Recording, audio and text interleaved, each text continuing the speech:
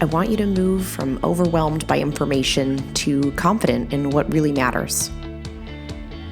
I want to help you move from being unsure towards direction and purpose in your healthcare. I want to introduce you to health experts. I want to let you in on tough conversations on women's health. I want to give you a place where you can lean in and learn how to take care of yourself. Let's transform your health. Let's get clear on your goals. This is Women's Health Unplugged. I'm your host, Dr. Jordan Robertson, naturopathic doctor.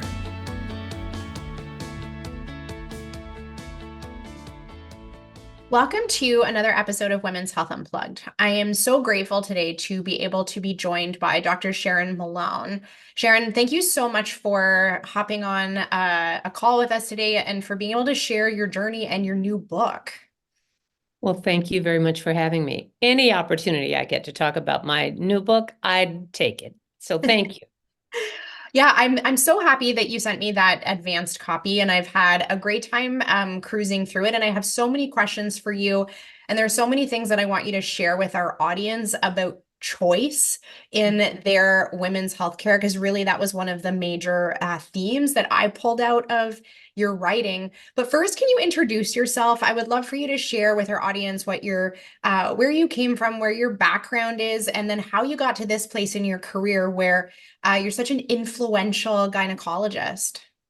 You are kind, but I'm Sharon Malone, and I am from Mobile, Alabama. So just take that as a baseline for my perspective on a lot of what I write about and a lot of what I talk about over the years. I'm the youngest of 8 kids, so I have had the luxury of watching the health journeys of not only of my parents but also of my older siblings, and that has really informed how I practice, how I talk to patients, because it's a very different experience, being a Black woman growing up in the South, and through pretty much the Jim Crow South era. So that informs what type of doctor I am. I practiced OBGYN in Washington, D.C. for over 30 years. And just about the time of COVID, I made a career pivot. I was part of that great COVID resignation, and not for any particularly traumatic reasons. It's just that I had a time to sit still. I can't even tell you when was the last time I had 3 months off in a row to sit there and to really think about what I wanted to do. And that really started this pivot in my life where I left clinical practice and became the chief medical officer for Alloy Women's Health. And from that, I discovered advocacy for women. I do a lot of advocacy work for women in midlife research, and really educating women.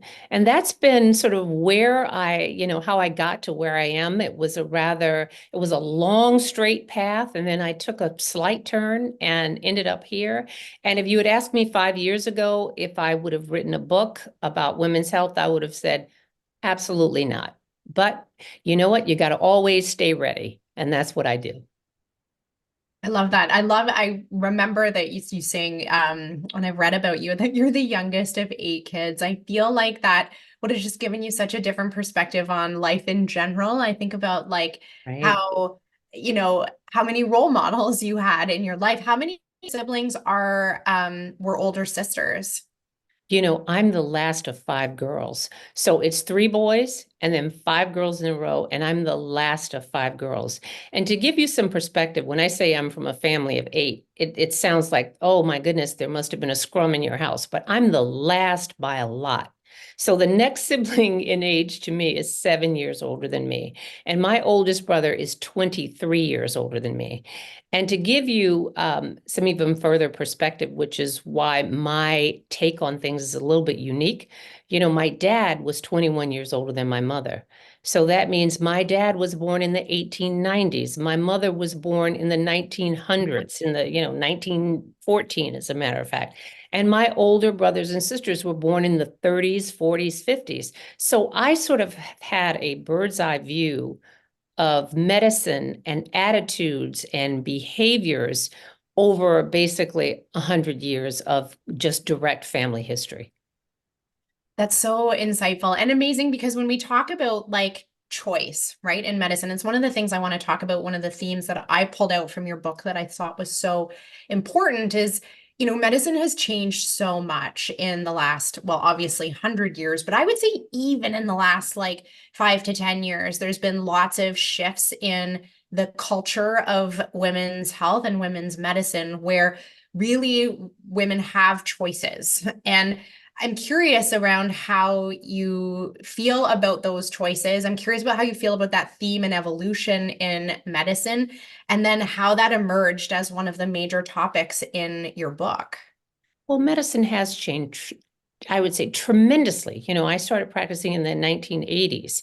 And what has happened? Well, there's good news and bad news. Some areas of choice have been expanded and some have been constricted. And we've got to deal with the fact that in some areas, particularly when it comes to women's reproductive choices, they are fewer now than they were 50 years ago. So there's that. But I think what's really changed in the attitude from women, we've sort of gone away from this notion of the doctor says, and you just do what the doctor says. We have an explosion of information out there, and I think that women are becoming more educated about what their options are. Perhaps not enough, but they are at least aware of the fact that there are other ways to do it. And our job as physicians is to sort of help them sort that information into something that's really, and I hate to say information, it's not information. We have more data. We're inundated with data, but it's not really useful information until it's put in context. And I think that that's what we as physicians, should strive to do, is to take all that disparate information, you know, um, trash that people have out there and they get from the internet and Dr. Google, and to make it make sense to them. But here's the rub. We've got less and less time to do that. For in today's world, I think that, doctors are working at, I mean, like hamsters on a hamster wheel in terms of trying to get patients in and out. And that is not an environment that is particularly conducive to good conversations, discussing options, and helping patients away. So we're going to have to sort of adjust um, our behavior, and I'd say as women and as physicians, to accommodate this new change. And I think that there are fewer women now who are willing to go into a doctor's office and just say, I'm going to do it because the doctor said. Those days are kind of in the past. Yeah, I agree with you. I think it's more of that consumer nature, right? Like people are, I'll use the word buying, like they're the buyer in healthcare Right. now more than they ever were before. I think about even in my grandmother's generation, like she just consumed healthcare, right? Like she just did what they said and if she had questions, she kept them to herself. Or if she had questions, she came home and then she just asked like her girlfriend about it. It's But true. she wasn't the buyer, right? She Right. wasn't weighing the options or looking at all of the options that were available. She just did the one that was offered to her. And there was that real hierarchy between patient and physician. And now we know that that idea of shared decision making is the best option, but there's an implication that things are happening when we're making shared decisions with patients and doctors. And I'm not always sure that we're meeting all of that criteria for us to be achieving that. Right. I think doctors haven't really signed on to the shared decision-making piece of it. I think more patients are ready for that than doctors are ready for that because, I mean, and let's be clear, I am not, I have been practicing in this world and I know the real constraints of time. But when you are really trying to have a robust conversation, a shared decision-making type conversation, that requires time. It requires knowing to whom you are speaking. And again, in today's world, we are faced as patients, as we are interacting with people that we may have never met before. The notion that I could practice, like when I practiced, I stayed in one place for 30 years and saw, women through puberty and college and childbirth and perimenopause. That is not going to be the experience. So you are going to, and this is where I get back to you have more control than you think, because the only person that has that continuity of knowledge about you is you, not that physician, because you may see someone this week and someone else, 6 months from now as they have moved on. And that's where, when I wrote the book, I wanted to give women all the information, or at least as much of the information as I could, such that they understand that that shift has occurred. You are your own primary care, you are your own primary care person, not your doctor, because who knows who he or she may be next year, next week. So that's why I said these conversations are hard, they are nuanced, and it requires some information that sometimes that physician in front of you may not have. So if you're, whatever you're talking about, if someone gives you one option, be prepared to have the questions to ask. You may not know the answer, but if you ask the right questions, you can get to the answer that you at least will be part of that shared decision making, not just do this because I've got to go in 2 minutes. Yeah, you said that right before we hit record, and I want to just call it out one more time. You said, if because I had mentioned, one of my favorite parts of the book was when you talked about this solution for fibroids. And for me, Right. it was around the fact that, you called out one particular patient that you had worked with. And although there were 4 or 5 different potential options, right? Could she get an IUD? Could she keep, getting more medication to try and control the bleeding? Could she have a hysterectomy? Could she have a myomectomy? And yet, like this, the answer is not crystal clear. Like it's not clear cut. And the decision you made had more to do with the travel in her job than it did with anything else. Because when we looked at her as a woman, that was the greatest impact of her heavy bleeding was on her job and her ability to show up in her work. And you said before we hit record, if your doctor only offers you one option, you haven't heard them all, right? Because Right. there's never only one choice. You know what? One of the things that I do a lot in my book is that I bring my mother into it. And I lost my mother when I was 12 years old. But there's a common element that sort of is interwoven in my book, and it's really about common sense. Now, my mother, wasn't, a highly educated woman, but she had more common sense than probably 10 people put together. And you had to, because given how she grew up and where she grew up and raising 8 kids, she had to have a lot of common sense and know how to triage. And, so I have a lot of sayings, Southernisms that my mom came up with. And I thought about it the other day and I said, you know what my mom would say to that? My mom would say, well, you know what? There's more than one way to skin a cat. And I thought about that. I was like, why do you need more than one way to skin a cat? I mean, who's skinning cats? But anyway, I digress. That would be something my mom would say. And that whole notion about 4 or 5 options, and we've got more options now than we've ever had. 40 years ago, it would be one. Oh, you're bleeding? Have a hysterectomy. That was the solution to every woman's problem. Have a hysterectomy.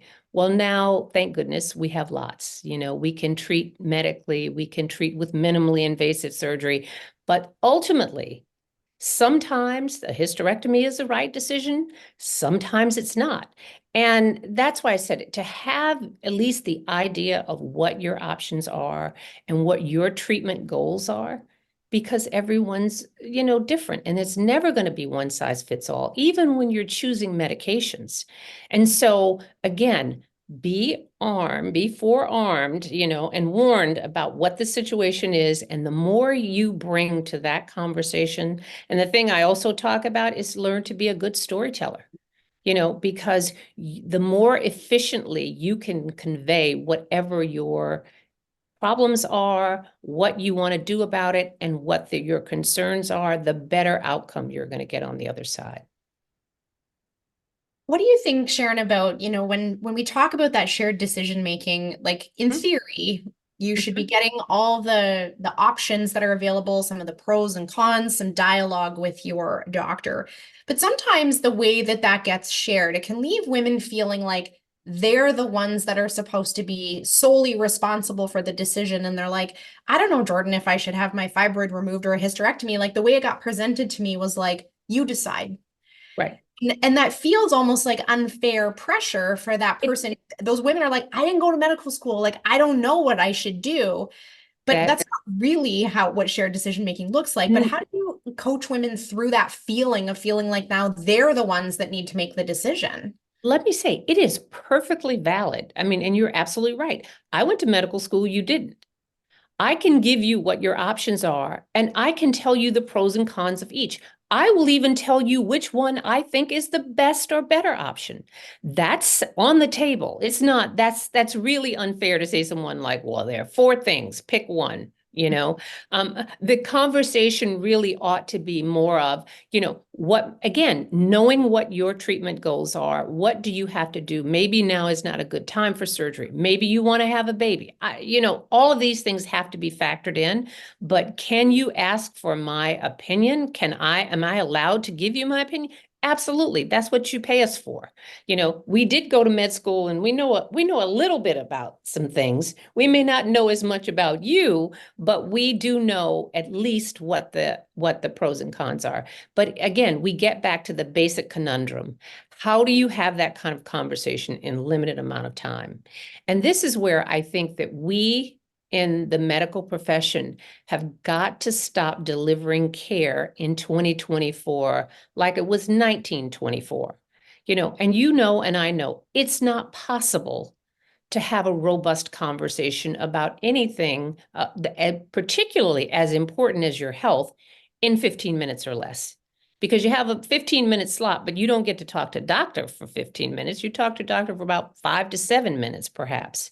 So this is where I think that we in medicine have sort of failed patients, because all of that conversation, that vetted, really good information should be available to you, but from a source. You shouldn't be running out to the internet either, because you don't know. People are talking about everything. Does that make sense? I don't know. Someone tells you this, someone tells you something else that's completely the opposite.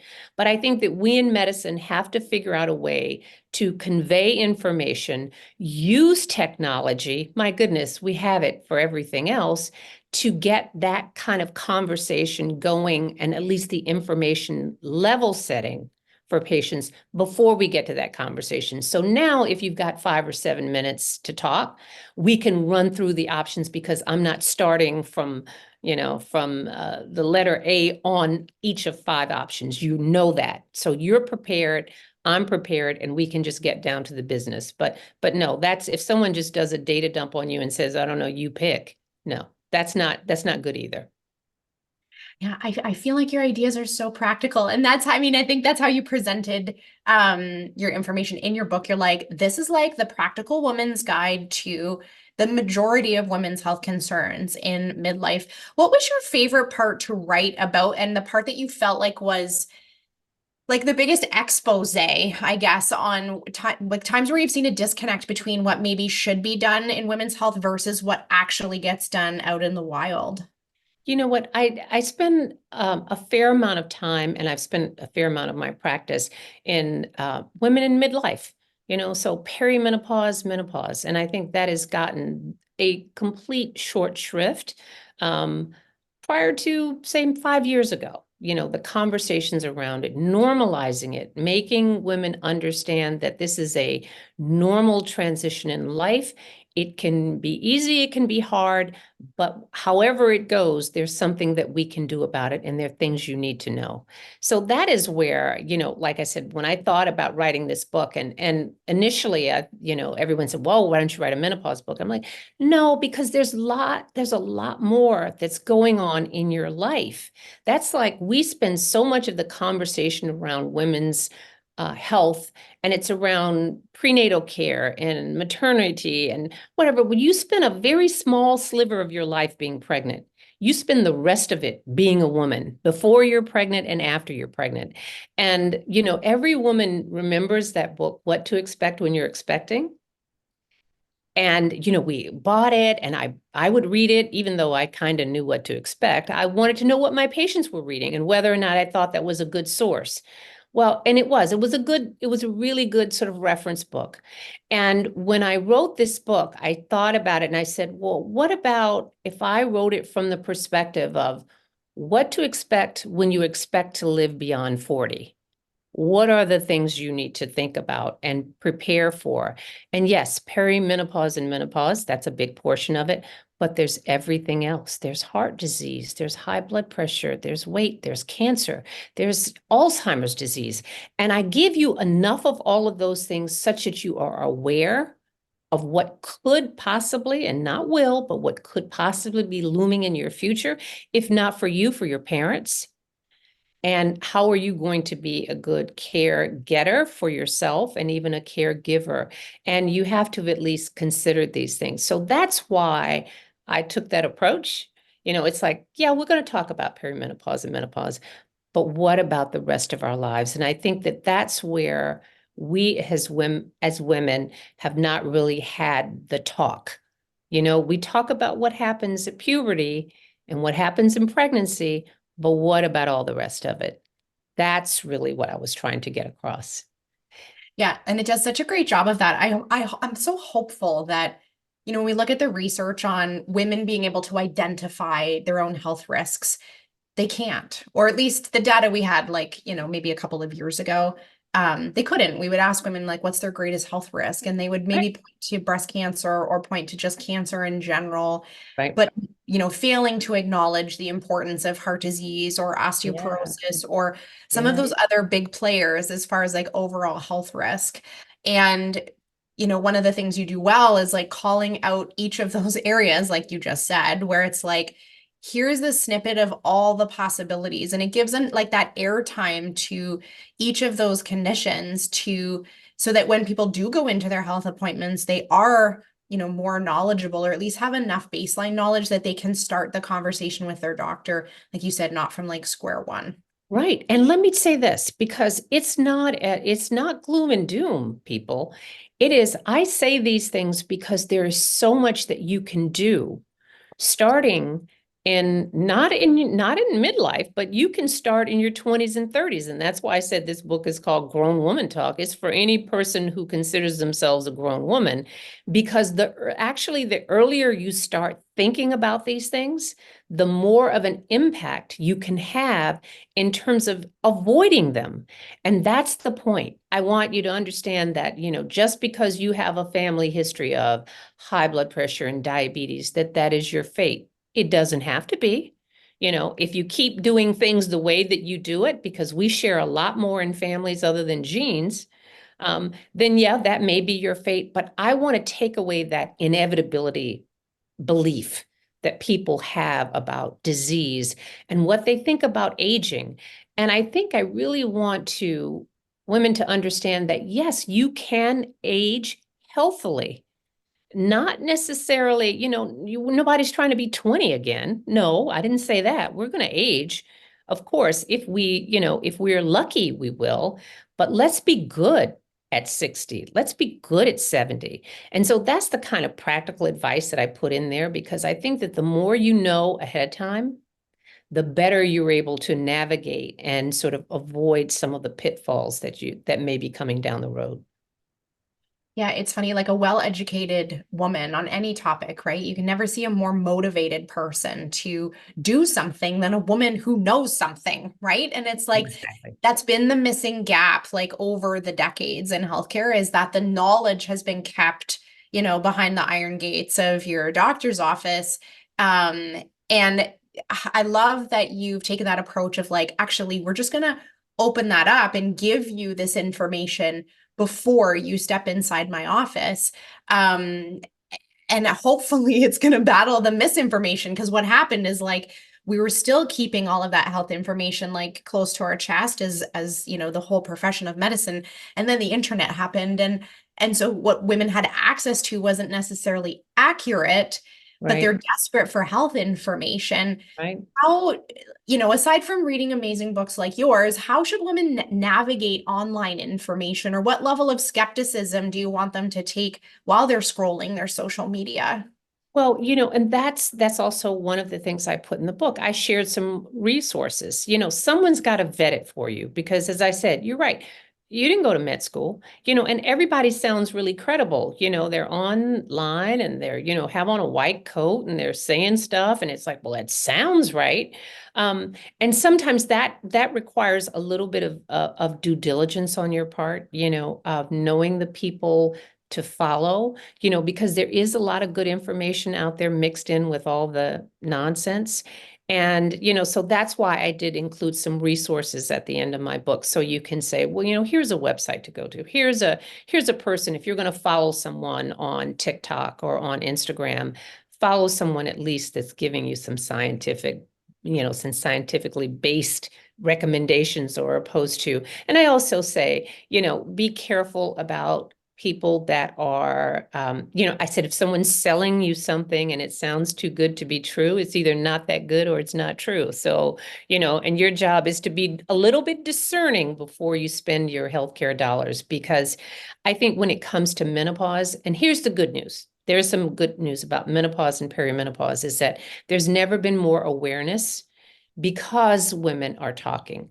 And I have to say, I will give credit to this next generation of physicians who've come behind us, who have been out there and they are screaming it from the rooftops and saying, what the heck? Why didn't we weren't taught this.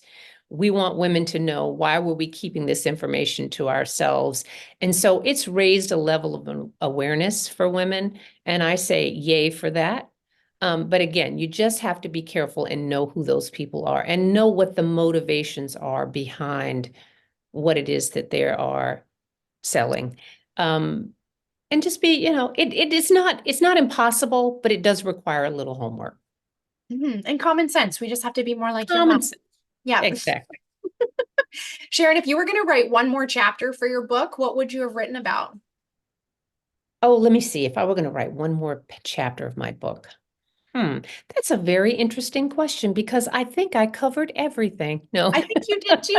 But I'm always No, you curious, know right? what? Like once the No, baby's done, no, sometimes we right, have these like, or it comes from a different place, right? right. Maybe a more like Right. grounded, like now that I've said all this, this is what I Right. want to You say. know And that's what what I'm what curious about. I know exactly what I would have written about. I would have written a chapter more specifically on mental health, because that is a huge component of what happens, as we age. There's more depression, more anxiety, a lot of issues that really need specific attention.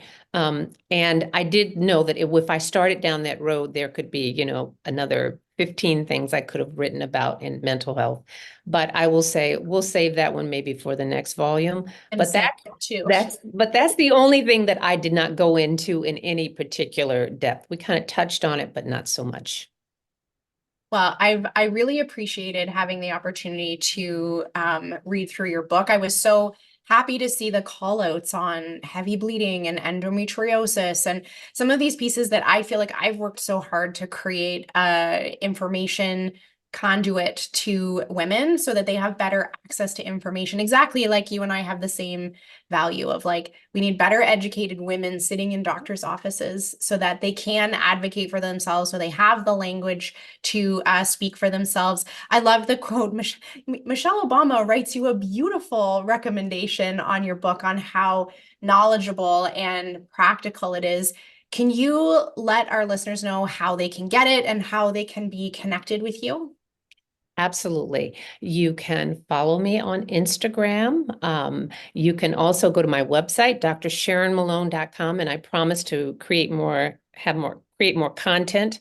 I'm a little bit old school, so I'm like, oh my God, do I have to say something every day? So I'll do better as time goes on. But my book is available. You can get it anywhere. You can get your books from Amazon, Barnes and Noble, Target, Walmart, your local bookstore, which is always a good place to pick up books. But, I want to be out there, and what I really want to be is a trusted source, because I want women to understand that this book was motivated not because I don't need a vanity project. I don't need, I'm not trying to be famous. I just think that when you've got this much experience, you learn some things along the way, and you learn a lot of things that you didn't pick up in a textbook. And I realized, talking to my friend group, and I'm the only doctor in my friend group, I'm the only doctor in my family. And the other thing that was glaringly obvious to me, that, I'm interacting with very smart, very well-connected people who have access. And again, the things that they don't know could fill my book. And I said, now, if you don't know that, then where's the gap here? It's certainly not in their ability to understand. It's just that no one's bothered to give them the information that they needed. And so that was really sort of where the book came from. It's sort of like, I've answered a lot of questions, and I said, wait a minute. I would come in sometimes, someone would say something. I said, did your doctor not tell you that? And they're like, no, I never heard that before. I was like, oh my God, we got some work to do. But a lot of it has to do with just the haste and the time factor that doctors have to really go over things, and lack of really context and not knowing their patients and knowing what might be important to them. I love it. So the book is called Grown Woman Talk, and we'll put the links to purchase it in the show notes for today's episode. Thank you so much, Sharon. I love hearing people's journey and stories, their why, for why they're, creating something, and what they saw that was missing in their day-to-day work that inspired them to create a solution. I think that's so inspiring for our listeners to listen to, not just the content of your book, but also the using your past to propel you into creating a solution for people in the future. I think that's so cool. So thank you so much for spending time with us today. One more final word for our listeners. Do you have anything else to share? Yes, I do. I would say this, we talked about a lot of heavy topics that are in my book, but let me say this. I tried to do something that I hope I was successful at, to make it fun, to make it readable. I tell stories, I even have a playlist, at the end of each chapter. So as you read along, you'll see a little musical note, and you wonder what that's about. It's because, when you're trying to give people medicine, and some of it's tough medicine, you've got to inject some humanity into that story. And that's what I hope I was able to do, and to make it not be something that you would dread reading, but something that you would enjoy reading. Amazing. Thank you so much for being here with us today. Thank you for having me. I hope you enjoyed that episode of Women's Health Unplugged. My goal is to help you feel more confident about your health. Please remember that what we talked about today in the podcast does not constitute medical advice, nor was a doctor-patient relationship formed. If you have questions about your healthcare or about how today's topic pertains to you, please take it up with your family doctor, your specialist, or someone on your health team.